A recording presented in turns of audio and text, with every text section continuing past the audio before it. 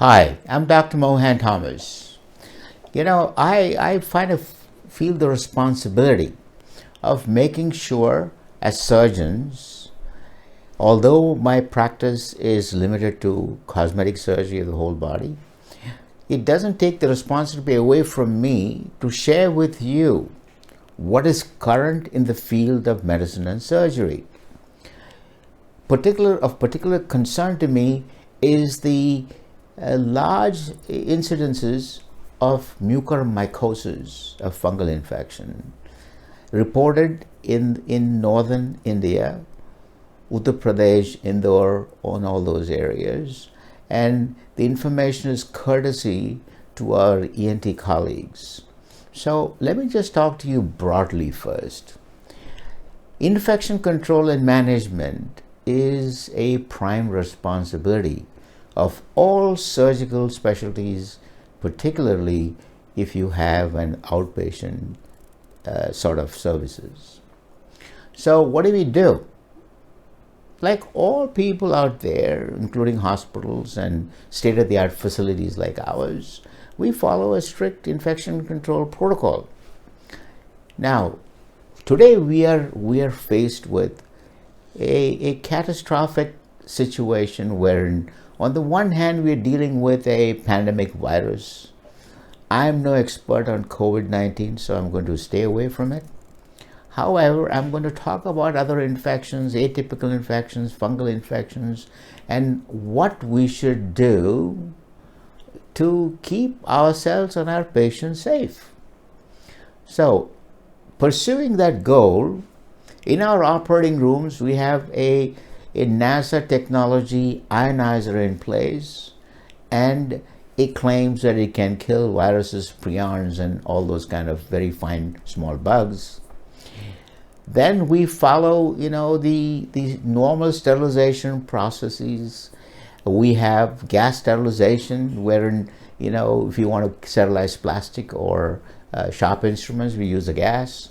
We have the world's best autoclave system, Tootnauer, to make sure that it gives you steam sterilization, along with all of the drapes that we use to sterilize in that machine. Now, like I mentioned to you before, today we are concerned about normal infection, atypical infection, and fungal infections. So, since we are in this business for over a decade, and people look up to us as pioneers and leaders, not only is a surgical outcome, which is primo in our case, but it's also important the patient has a good outcome. Good outcome, free of pain, free of infection. So what we have done is we have outsourced the microbiology part of the operating room complex, meaning somebody comes here every 2 weeks, they take swabs from the sink where bugs and spores lurk. The only way you're going to find out is by doing what we do. We also have swabs taken from our sterilization room, our machines, sterilization machines, the floor of the operating room. You will see in the video that follows up to what extent we go to. The OT table, the various stands and equipment that's in the operating room, which is a lot of equipment. The floor, like I said earlier, the OT table, the pedestal of the OT table, and also the ventilation ducts. These are all conduits of bringing infection in.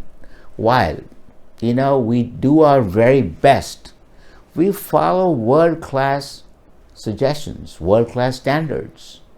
And so this comes at a price. You can't expect to get, 7-star treatment or 7-star food with, a roadside food stall. So those of you out there wondering why there's a vast difference perhaps in fee structures, this is the reason why. We have invested millions to make sure you are safe.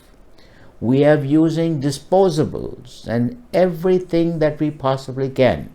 And post-COVID, this has put a tremendous stress on all facilities, particularly ours.